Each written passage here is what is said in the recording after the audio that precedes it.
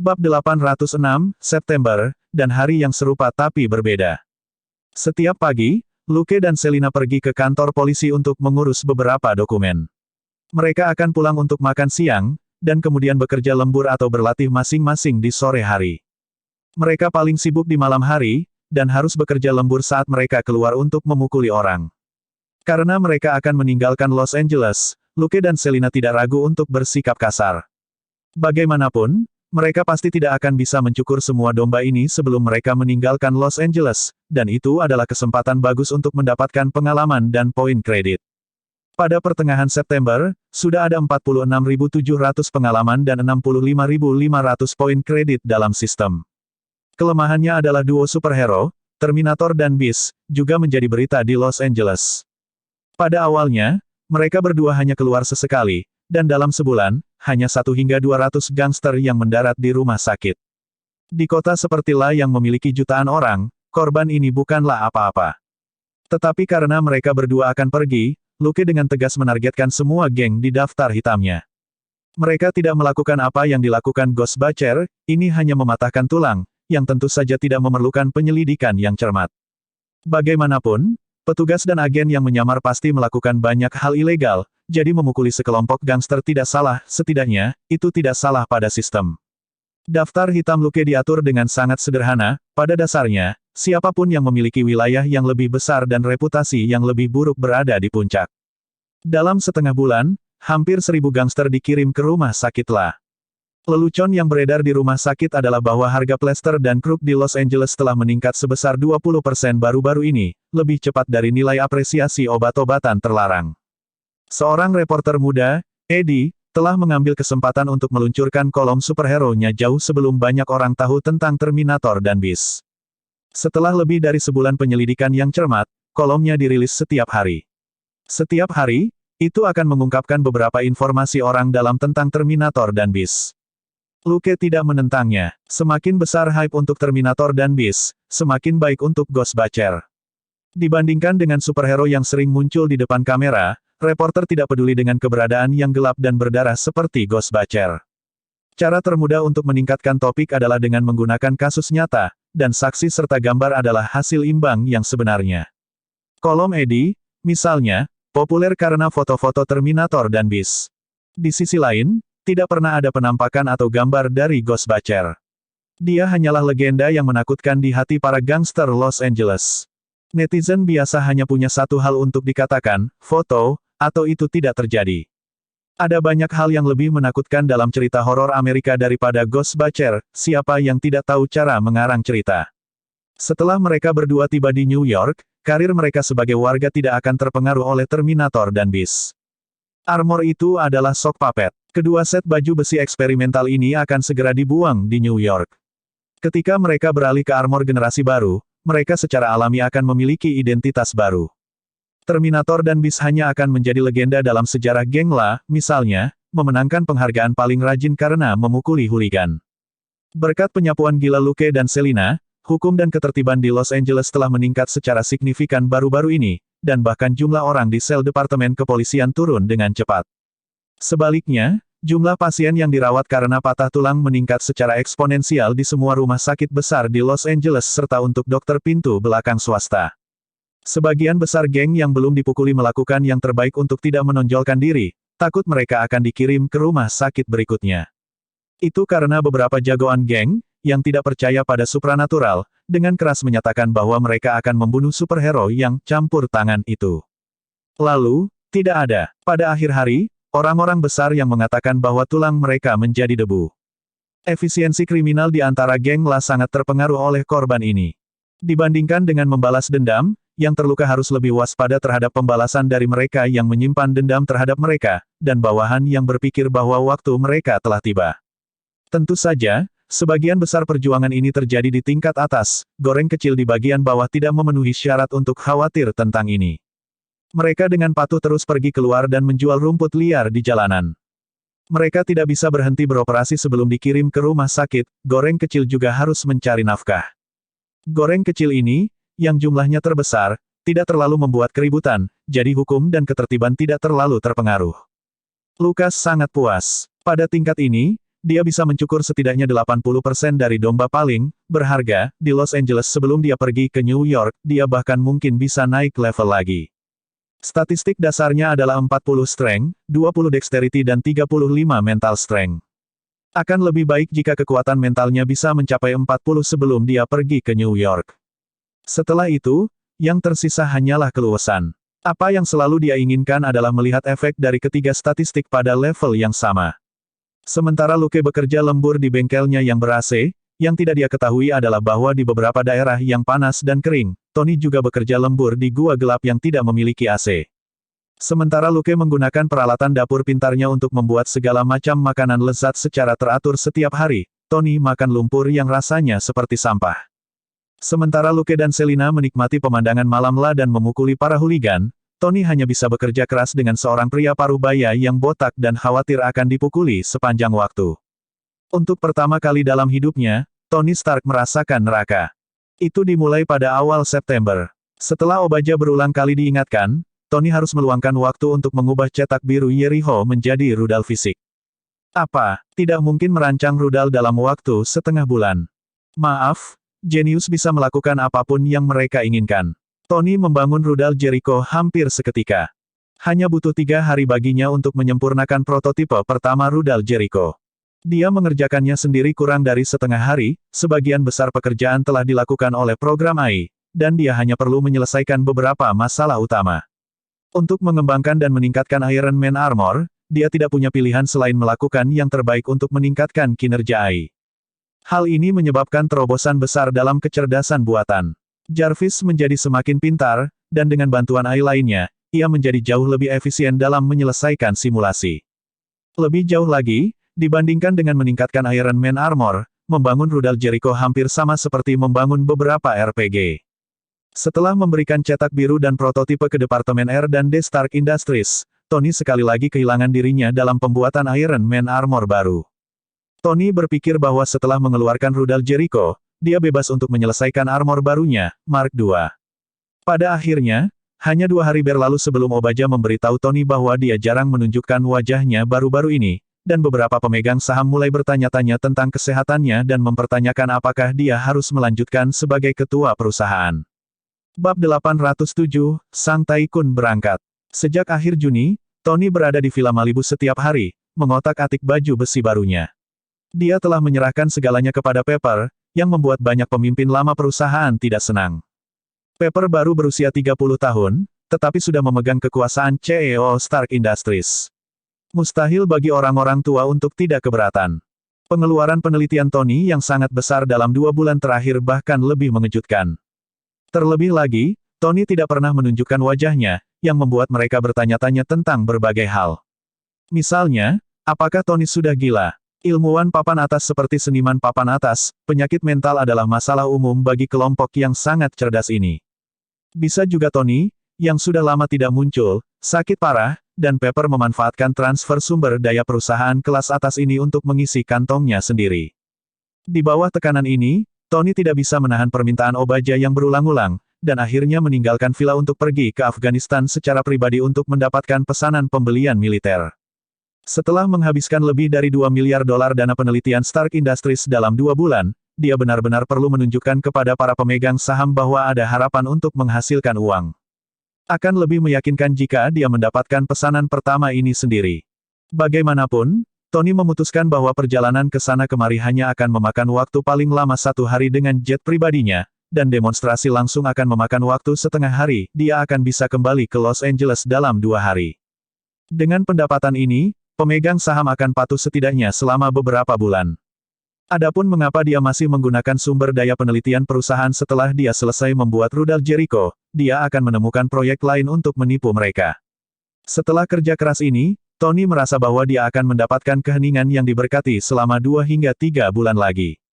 Semuanya berjalan normal pada awalnya. Tony terbang ke Afghanistan dan bergegas ke lokasi uji untuk menembak dari mulutnya, lalu menembakkan rudal. Melihat wajah para perwakilan, Tony tahu bahwa dia telah berhasil menggoyahkan sekelompok birokrat yang tidak tahu apa-apa tentang sains, dia akan bisa menjual rudal kelas 3 yang dia kumpulkan dengan tergesa-gesa dengan harga yang bagus. Seperti yang diharapkan, tidak ada kejutan dengan pesanan pembelian. Setelah memastikan bahwa Departemen Pertahanan akan melakukan pemesanan, Tony membuka pendingin besar dan memberi perwakilan itu sebotol anggur es terkenal yang disimpan di dalamnya. Dia tidak lupa mengatakan, saya akan memberikan 1 kotak anggur untuk setiap pembelian 500 juta. Yang ini ada pada saya. Petik 2. Dia mengangkat gelasnya. Untuk perdamaian. Pada saat itu, teleponnya berdering. Itu adalah Obaja, yang menelepon untuk mengatakan bahwa ada beberapa hal di perusahaan yang harus ditangani Tony secara online. Tentu saja, Tony tidak akan berurusan dengan masalah perusahaan di antah-berantah di Afghanistan, jadi dia kembali ke pangkalan lebih awal. Bagaimanapun, pangkalan itu tidak jauh dari lokasi pengujian. Jika terjadi sesuatu pada konvoi, mereka dapat memanggil bala bantuan kapan saja. Para jenderal harus tinggal di lokasi uji dan menggunakan 2 rudal Jericho yang tersisa untuk menguji hasil kerusakan. Sebagian besar dari 200 tentara di lokasi uji secara alami tinggal untuk melindungi delegasi dan 2 rudal Jericho. Jadi, hanya 30 tentara Amerika dalam 10 mobil yang mengawal Tony kembali ke pangkalan. Tony berhasil mendapatkan pesanan pembelian. Dia ceria ketika memikirkan bagaimana dia bisa kembali ke bengkelnya dalam sehari untuk terus bermain-main dengan mainan besarnya. Seorang tentara muda di dalam mobil bertanya apakah dia benar-benar berkencan dengan semua gadis sampul dari Sports Illustrated tahun lalu, dan Tony menjawabnya dengan senyuman. Ada gosip luas tentang Taipan ini, dan tidak ada yang berpikir bahwa dia tercela. Sebaliknya, mereka berbicara tentang dia seperti dia adalah seorang selebriti. Bagaimana seorang Taipan bisa dianggap merosot? Bagaimanapun, Tony belum menikah dan tidak punya pacar. Terserah dia berapa banyak wanita yang ingin dia dekati. Hal ini terlihat dari ekspresi prajurit wanita yang duduk di kursi belakang bersama Tony. Di hadapan Tony yang membual tentang berkencan dengan begitu banyak wanita cantik, dia tidak hanya marah, bibirnya melengkung ke atas dan dia memandang Taipan itu seperti seorang vanggel kecil. Tampaknya jika Taipan ingin mengenalnya lebih baik setelah mereka kembali ke pangkalan, dia tidak akan menolak. Prajurit muda di kursi penumpang depan sangat bersemangat. Dia mengeluarkan kamera digital kecil dan bertanya, "Tuan Stark, bolehkah aku berfoto denganmu?" Tony mengangguk. "Tentu, tapi jangan mempostingnya secara online." Menyeringai dari telinga ke telinga, prajurit muda itu memutar kamera dan mengangkatnya tinggi-tinggi dengan 1 tangan. Dia membuat gerakan V dengan tangannya yang lain dan hendak mengambil foto mereka berdua. Tony segera menghentikannya. "Tidak, tidak ada tanda geng." Prajurit muda itu segera menurunkan tangannya, tetapi Tony tiba-tiba tersenyum. "Baiklah, aku bercanda. Perlakukan itu sebagai perdamaian." Dia kemudian bergumam, "Saya suka kedamaian seperti ini. Jika benar-benar ada perdamaian dunia, saya akan kehilangan pekerjaan." 3 tentara di dalam mobil semua tertawa. Tentara wanita itu bahkan mencondongkan tubuh lebih dekat ke Tony, berencana untuk mengambil peran utama sebagai gadis di foto grup ini. Ketika dia kembali, dia akan meminta prajurit muda di depan untuk membuat salinan untuknya sebagai kenang-kenangan dari tugas sementara ini. Setelah tugas ini selesai, dia bisa membawa foto itu kembali dan membual kepada semua koleganya. Memikirkan kemungkinan reaksi mereka, dia diam-diam merasa geli.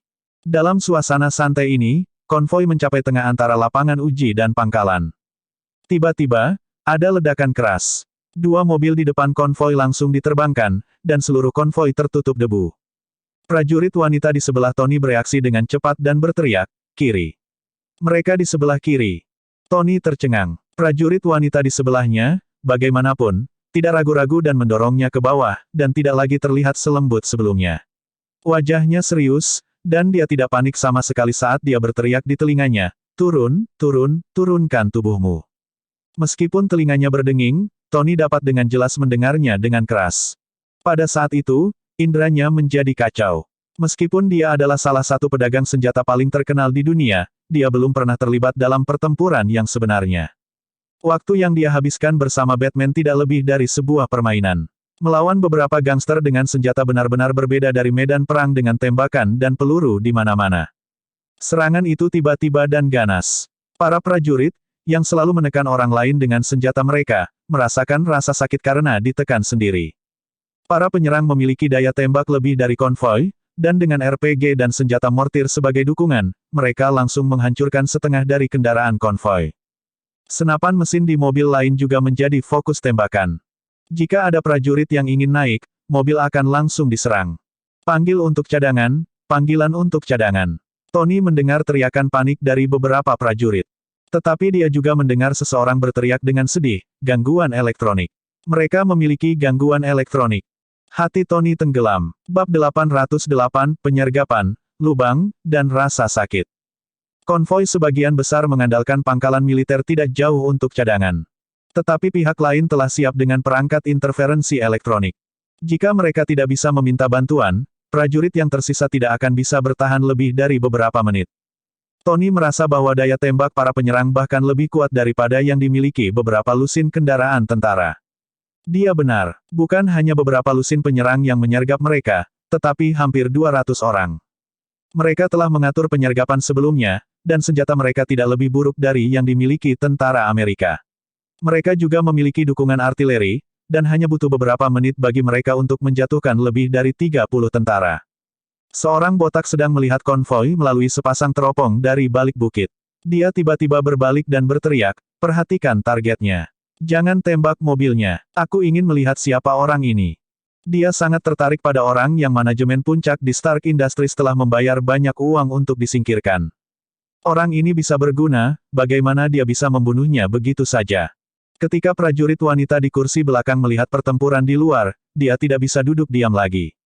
Dia berteriak pada Tony, yang sedang berbaring di kursi belakang, "Tetap di dalam mobil, jangan lari-lari." Kemudian, dia membuka pintu dan keluar. Para penjahat berada di atas angin. Mungkin tidak ada gunanya baginya untuk melawan, tapi dia pasti akan mati jika tidak melakukannya. Orang-orang yang berani menyerang konvoi Amerika di sini tidak akan membiarkan siapapun hidup. Tanpa tentara wanita itu menahannya, Tony segera duduk.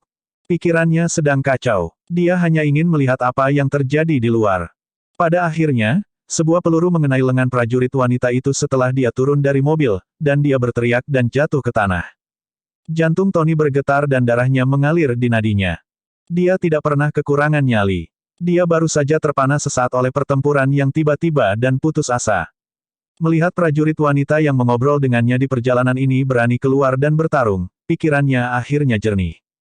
Mendorong membuka pintu di sisi prajurit wanita, dia turun dan menariknya untuk bersandar di bagian belakang mobil saat dia berteriak, "Apa kabar?"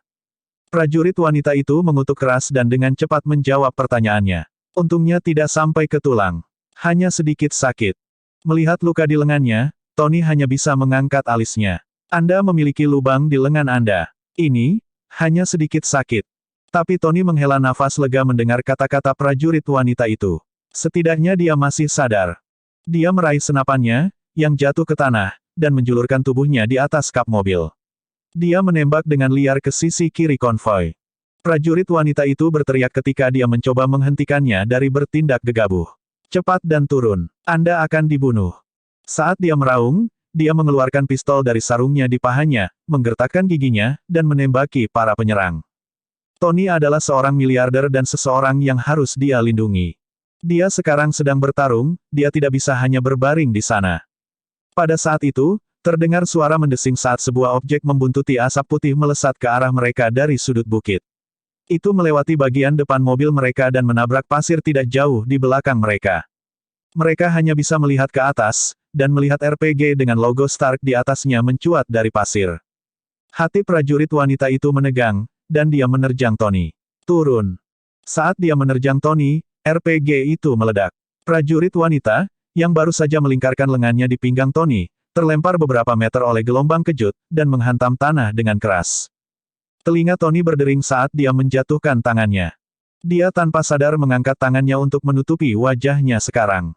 Bahkan jika dia mati, dia harus melindungi wajahnya yang tampan. Dia benar-benar tidak bisa bertemu dewa dengan wajah bopeng. Dia kemudian melihat prajurit wanita yang telah menerjangnya.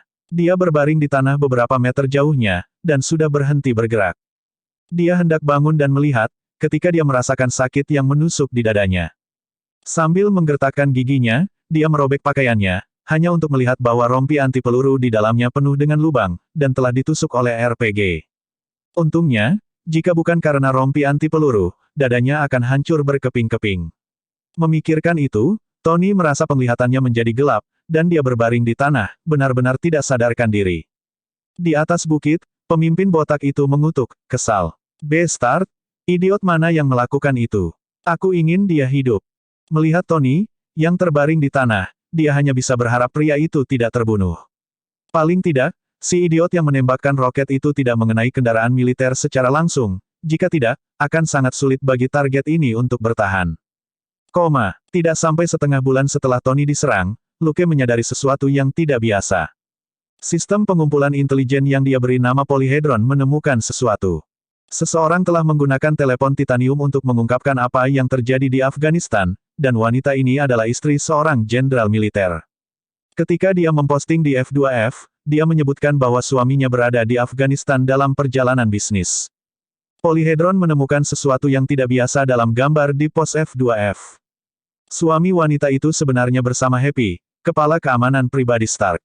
Dalam gambar, Happy sedang berbicara dengan orang lain, yang bahunya menutupi separuh wajahnya, tetapi Polyhedron segera mengenalinya.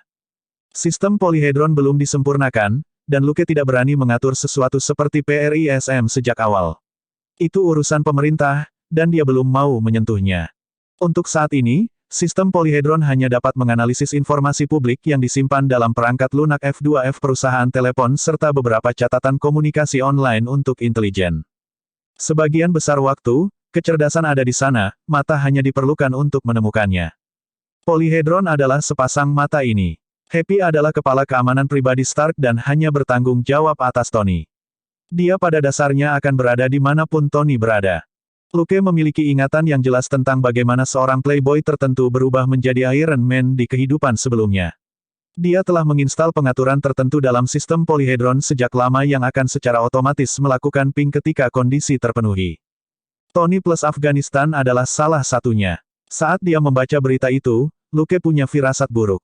Dia segera meletakkan pekerjaannya dan mengaktifkan program pintar untuk menganalisis situasi secara lebih rinci.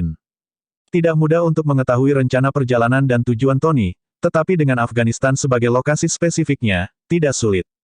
Tony tidak terlihat, dia adalah playboy terkaya dan paling terkenal di dunia.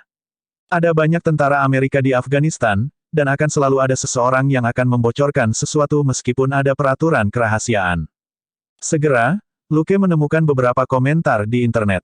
Orang yang memposting memperkenalkan dirinya sebagai saudara laki-laki dari pacar teman sekelas dari suami sepupu kedua. Dia mungkin juga mengatakan bahwa ini pada dasarnya adalah gosip.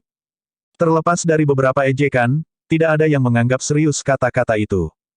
Luke punya firasat buruk ketika dia membaca informasi itu. Bab 809, Luke yang baik hati ingin membantu. Ada desas-desus bahwa seorang jagoan besar telah diserang oleh teroris di Afghanistan, dan ada nama yang akrab dengan Luke, Rudal Jericho. Tony dan Afghanistan adalah karakter dan lokasi utama. Rudal Jericho dan para teroris adalah pendukung dan penjahat utama. Menempatkan mereka semua bersama-sama, seorang Taipan tertentu akan menggunakan alasan membangun rudal untuk diam-diam membangun prototipe Iron Man Armor, yang dapat digambarkan sebagai mentah, gemuk dan bulat. Itulah asal-usul Iron Man. Belum lama ini, Tony secara tak terduga datang dengan Iron Man Armor sejak dini untuk bersaing dengan Batman. Hal ini membuat Luke berpikir bahwa kisah Iron Man yang sebenarnya tidak akan terjadi di sini. Lagi pula, Tony sekarang memiliki Iron Man Armor, dan tidak perlu pergi ke Afghanistan. Jika dia pergi, dia mungkin belum tentu terluka, dan jika iya, itu mungkin bukan lubang di dadanya. Jika Taipan ini terluka di kepala dan menjadi pasien dengan lubang asli di otaknya, mungkin saja dia menempelkan reaktor busur di dahinya dan berubah menjadi target LED. Sekarang, semua kondisi entah bagaimana datang bersama. Sulit bagi Luke untuk tidak curiga bahwa seorang Taipan tertentu masih akan menjadi pahlawan super dengan lubang di dadanya. Luke tanpa sadar menggerutu tentang Taipan yang tidak dapat diandalkan ini, tetapi dengan cepat mengalihkan pemikirannya dan terus mencari informasi yang relevan. Dia tidak bisa memastikan apakah peristiwa Afghanistan terjadi lagi. Bahkan jika mereka melakukannya, Tony tidak akan langsung terbunuh. Tony tidak bodoh, dia bahkan yang ditakdirkan, yang akan melawan balik dalam situasi putus asa. Luke percaya bahwa jika sesuatu benar-benar terjadi pada Tony, dia masih bisa keluar dari Afghanistan hidup-hidup. Itu bukan masalah yang sangat mendesak. Luke harus mengumpulkan informasi yang cukup terlebih dahulu sebelum dia mengambil tindakan. Karena itu, dia sudah menggunakan identitas palsu untuk memesan penerbangan ke Afghanistan pada hari berikutnya. Dia punya uang, membeli tiket pesawat cadangan setiap hari tidak akan dianggap sia-sia. Sehari kemudian, Luke selesai memproses pengunduran dirinya, dan naik pesawat ke Afghanistan sebagai pria paruh baya biasa. Selina, Di sisi lain, akan kembali ke Shackelford pada liburan langka ini untuk mengunjungi keluarganya. Setelah dia pergi ke New York, dia akan memiliki lebih sedikit kesempatan untuk melihat keluarganya. Tentu saja, Luke tidak ingin menyita waktunya selama liburan yang langka ini. Meskipun dia mengatakan bahwa dia dan Gold Nugget bisa pergi bersama untuk membantu, Luke menolak sambil tersenyum dan mengatakan bahwa dia akan menangani situasi kecil untuk seseorang yang tidak terlalu dia sukai. Selina tidak mengajukan pertanyaan lebih lanjut. Baru-baru ini, dia dan Luke sering pergi keluar untuk melihat pemandangan malam bersama, yang berarti dia tidak keberatan dia mengetahui atau bahkan mengambil bagian dalam hal-hal tertentu. Jika dia tidak ingin dia mengambil bagian, tentu saja harus ada alasan untuk itu. Karena itu, dia dengan senang hati berkemas dan kembali ke Shackelford dengan dolar dan nugget emas. Ayahnya sudah membeli peternakan, dan itu akan menjadi kesempatan bagus untuk mengunjungi peternakan baru keluarga Hayek. Ketika Luke pergi ke Meksiko untuk membersihkan Dito Flores, gembong narkoba, atas nama menyelamatkan rekan-rekannya, Selina cukup trauma. Dia pasti akan sulit memahami jika dia membawanya ke Afghanistan untuk membunuh orang demi Tony. Ini murni keputusan pribadi Luke. Itu karena dia adalah orang yang baik hati yang tidak ingin memanfaatkan Tony secara cuma-cuma, itu tidak ada hubungannya dengan nilai para teroris. Ketika Selina pergi ke bandara, Luke telah selesai menyelidiki tim keamanan pribadi Taipan itu. Dia berpura-pura menjadi perusahaan kartu kredit atau asuransi dan menelepon rumah para pengawal ini, mengklaim bahwa kartu kredit atas nama mereka telah dicuri atau beberapa mobil mereka terlibat dalam kecelakaan. Keluarga secara tidak sadar akan memberitahu mereka keberadaan pengawal untuk membuktikan bahwa mereka tidak ada hubungannya dengan ini. Menyatukan semua intelijen hanya membuktikan bahwa Tony telah menghadapi masalah besar di Afghanistan. Kalau tidak, pemasok militer seperti Taipan ini akan dilindungi oleh tentara kemanapun dia pergi. Tidak perlu memindahkan begitu banyak pengawal pribadi. Keuntungan terbesar dari keamanan swasta adalah mereka harus mengikuti perintah Stark. Jika mereka pergi ke Afghanistan secara massal, itu hanya bisa membuktikan bahwa Taipan itu membutuhkan banyak bantuan dari rakyatnya sendiri. Setelah penerbangan ke Afghanistan, Luke membeli mobil pickup bekas dengan uang tunai. Ketika malam tiba, dia tiba di pangkalan Amerika. Mengenakan Big Dipper Armor lagi, dia menunggu dengan tenang di jalan di luar markas sejenak sebelum sebuah kendaraan militer lewat. Luke mengaktifkan kamuflase optiknya dan berlari ringan mengejar truk. Saat dia berlari, dia meraih tepi truk dan melompat ke belakang. Pengemudi tidak memperhatikan apapun dan terus melaju kencang. Tak lama, dia sampai di gerbang. Para penjaga memeriksa memeriksa bagian belakang dan bawah kendaraan yang kosong dengan senter mereka, lalu membiarkan truk masuk. 10 menit kemudian, Luke memasuki satu bangsal. Di tempat tidur, seorang wanita yang terbungkus perban tertidur lelap. Dia berjalan ke arahnya dan menyuntiknya dengan dosis kecil penginduksi sebelum dia berbisik ke telinganya. Sesaat kemudian, dia terkejut. Wanita itu secara mengejutkan resisten terhadap penginduksi. Meskipun obat, hipnosis, dan komunikasi mental, dia masih menolak pertanyaannya. Luke hanya bisa memberinya dosis normal dan mengulangi proses hipnosis. Mengingat kondisi fisiknya yang sangat buruk, dia akhirnya hancur di bawah hipnosis kali ini. Dia memasuki keadaan setengah sadar, dan segera mengakui segalanya. Wanita ini adalah satu-satunya yang selamat dari konvoi Tony dan prajurit wanita yang berada di mobil yang sama dengan Tony. Namanya Barbara Bobby Morse.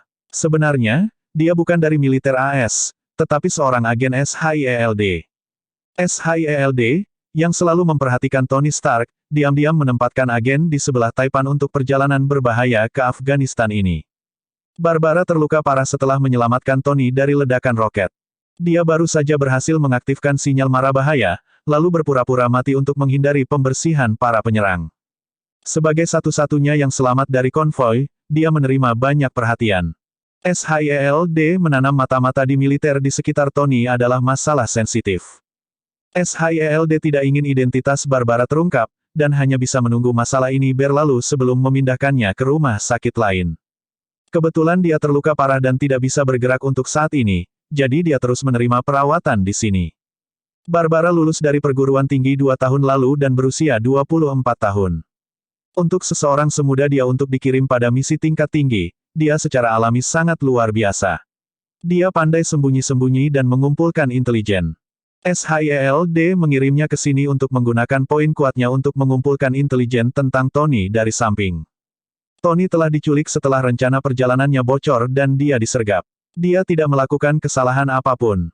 Melawan ratusan penjahat saja sudah di luar kemampuan orang normal. Namun, Barbara telah melakukan pekerjaan rumahnya sebelum operasi ini, dan sangat jelas tentang situasi di sekitar pangkalan. Dia cerdas, dan telah mengamati banyak detail dalam waktu singkat dia diserang. Bab 810, Perubahan adegan cepat, dan Tycoon dalam sekejap. Berdasarkan karakteristik fisik, bahasa, dan jumlah penjahat, Barbara memiliki gambaran kasar tentang latar belakang mereka, yang memberi keuntungan bagi Luke. Setelah mengumpulkan kecerdasan ini, dia mengaktifkan kamuflase optik lagi dan meninggalkan bangsal, menyelinap keluar dari pangkalan. Di hutan belantara, dia merenung sejenak sebelum melepas Big Dipper Armor dan mengenakan White Wolf Armor. Kali ini, sayap White Wolf Armor langsung melesat. Bagian belakang lebih tinggi sekarang, dengan 3 jet propulsi mini di atasnya. Mengaktifkan jet, Luke terbang menuju tujuan pertamanya. Jet eksperimental baru pada baju besi itu jauh kurang efisien daripada Tony's Iron Man Armor. Lagi pula, bahan baku untuk energi adalah masalah besar, jadi dia hanya bisa menghemat dan menggunakan mode jelajah untuk penerbangan jarak jauh. Meski begitu, kecepatan jelajah armor masih sekitar 120 kpj. Afghanistan adalah zona perang yang dipenuhi pegunungan dan kekuatan campuran, dan memiliki keunggulan yang menonjol. Sebuah pesawat kecil akan lebih cepat, tetapi lepas landas akan menjadi masalah. Luke tidak dapat memperoleh banyak material untuk saat ini, dan dia tidak memiliki cara untuk memilah fungsi siluman. Menggunakan White Wolf Armor untuk terbang di ketinggian rendah bukanlah masalah. Melintasi pegunungan di langit malam, Luke segera mencapai tempat ratusan kilometer jauhnya di pegunungan. Setelah memastikan bahwa ini memang salah satu koordinat yang disediakan oleh Barbara, dia dengan cepat mengurangi output daya di punggungnya seminimal mungkin dan meluncur tanpa suara dengan armornya. Warna putih murni dari armor itu juga menghilang ke udara tipis. Sebagai armor tipe semi-assassin, White Wolf sekarang memiliki sistem kamuflase optik yang telah ditambahkan Luke dalam modifikasi selanjutnya, tetapi itu masih tidak sediam-diam seperti Big Dipper Armor. Untungnya, ini bukan Amerika, itu hanya sebuah desa kecil di Afghanistan. Luke menyelinap ke rumah terbesar di desa. Dia tidak perlu menginterogasi para penjaga, dia hanya memberi salah satu penjaga dosis agen penginduksi. Kemudian, mengikuti informasi penjaga, dia menemukan pemimpin tempat ini dan juga memberinya dosis. Di tempat tanpa hukum ini, dia dapat sepenuhnya menggunakan metode yang tidak pernah dia gunakan dengan santai di masa lalu untuk menjadi seefisien dan secepat yang dia inginkan. 10 menit kemudian, Luke naik ke udara lagi, hanya menyisakan beberapa mayat di ruangan itu. Dia tidak berurusan dengan mayat-mayat itu, karena dia tidak perlu khawatir tentang teroris yang memanggil polisi. Jika sesuatu yang besar terjadi di Afghanistan, dia bisa membuat serigala putih atau biduk yang disalahkan. Dia harus menghindari menggunakan metode Ghost Butcher. Ada banyak faksi di sini karena ada rambut di sapi, dan latar belakang mereka sangat rumit. Dengan demikian, kecerdasan Barbara hanya mengunci area yang kasar. Luke hanya bisa mencari satu per satu. Jika dia beruntung, dia akan dapat menemukan orang itu segera. Jika dia tidak beruntung, dia hanya bisa berharap seseorang dari faksi lain tahu di mana Tony berada. Tidak harus seseorang yang melihatnya dengan mata kepala sendiri. Mereka hanya perlu memastikan bahwa kekuatan tertentu telah membuat langkah besar di sini beberapa waktu lalu, itu akan menjadi petunjuk yang sangat jelas. Mereka telah berhasil menyergap konvoi Amerika dengan lebih dari 200 orang sekaligus. Mustahil bagi mereka untuk menyembunyikan ini dari pasukan lokal lainnya. Para pemimpin sebelumnya bukan dari kelompok yang menyerang Tony, dan mereka tidak memiliki informasi tentang keberadaan Tony. Luke hanya bisa mengetahui dari mereka siapa yang lebih kuat dan memiliki lebih banyak saluran informasi. Kemudian, dia dengan cepat berbalik dan menuju penyedia intelijen berikutnya. Saat Luke terbang melintasi langit malam di atas pegunungan di Afghanistan, Tony berada di tahap terakhir dari upaya terakhirnya. Setengah bulan lalu, konvoinya diserang. Tony terluka dan tidak sadarkan diri. Setelah kehilangan kesadaran untuk jangka waktu tertentu, ia memasuki kondisi setengah sadar, dan terus-menerus merasakan sakit mimpi buruk. Tepat ketika dia akan tertidur, banyak pria berjanggut berkeliaran di depannya sambil berteriak, dan Tony merasa suara itu mengganggu. Dia tidak mengerti apa yang mereka teriakkan. Seolah-olah semuanya adalah mimpi, dan dia lupa sebagian besar dari apa yang dia lihat. Akhirnya, dia benar-benar bangun dari komanya. Kecuali cahaya kuning samar tidak jauh darinya, semuanya gelap di sekelilingnya. Sesaat kemudian, dia menyadari bahwa dia berada di sebuah gua dengan seorang pria botak parubaya. Dia segera mengetahui bahwa pria parubaya itu bernama Yinsen, seorang ilmuwan dan dokter. Pada tahun 1999, mereka bertemu di sebuah konferensi di Bern, Swiss, tetapi Tony terlalu mabuk untuk mengingat Yinsen. Untuk itu, Tony hanya bisa meminta maaf atas kepribadian fopisnya sebelumnya. Untungnya, Yinsen memiliki temperamen yang baik. Meskipun Tony mengabaikannya saat itu, Yinsen menghentikan topik pembicaraan setelah mengucapkan beberapa kata dengan bercanda. Jika Tony bertemu dengan orang kecil, yang terakhir mungkin akan menyimpan dendam padanya selama sisa hidupnya. Keduanya kini berada di perahu yang sama setelah diculik oleh teroris di luar gua. Namun, Yinsen setidaknya masih sehat secara fisik, sementara Tony ngeri menemukan ada lubang di dadanya. Tidak hanya ada lubang, ada juga elektromagnet yang terpasang di dalamnya. Itu bukan yang terburuk adalah itu harus ditenagai oleh baterai yang tidak praktis. Tanpa elektromagnet untuk menarik pecahan peluru roket di luka dadanya, pecahan peluru itu bisa mengalir ke jantungnya kapan saja dan membunuhnya. Yinsen lah yang mengoperasi Tony, mengeluarkan pecahan peluru dan memasang elektromagnet. Jadi, Yinsen adalah penyelamat Sang Taipan. Sayangnya, mereka berada di lingkungan yang sangat buruk. Tony diseret keluar tidak lama setelah dia bangun. Setelah mengalami siksaan air untuk pertama kalinya dalam hidupnya, Tony, pria pintar ini, memilih untuk ikut bermain dan setuju untuk mulai bekerja. Pekerjaan yang disebut, bagaimanapun, adalah sesuatu yang sama sekali tidak dia anggap serius sebelumnya, membangun rudal Jericho. Menghadapi permintaan pemimpin, Taipan itu memiliki perasaan campur aduk. Bukankah dia hanya membodohi pemegang saham perusahaan dan militer dengan omong kosong ini? Sekarang, seseorang benar-benar telah menculik seorang raja super seperti dia karena sesuatu yang begitu biasa. Para penjahat juga sangat gigih. Mereka menginginkan rudal kelas 3 yang baru saja dia kembangkan. Yang lebih mengejutkan Tony adalah bahwa setelah dia setuju untuk bekerja sama, dia dibawa keluar dari gua untuk pertama kalinya, hanya untuk melihat logo Stark Industries di mana-mana, pada senjata yang dipegang para penjahat, mobil, dan senjata yang menumpuk bersama.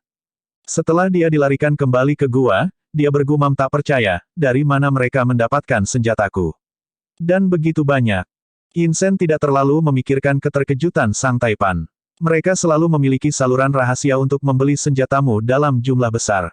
Mereka adalah klien besar sejati, dan Anda telah menghasilkan banyak uang dari mereka. WTF. Tony tampak tidak percaya. Sebagai pedagang senjata, dia secara alami mendapatkan uang dari menjual senjata. Tetapi senjata api yang baru saja dilihatnya jelas melebihi jumlah tertentu. Banyak dari mereka adalah rudal anti-tank dan anti-pesawat yang kuat, dan jumlah produksi mereka menunjukkan bahwa mereka baru dari beberapa bulan terakhir.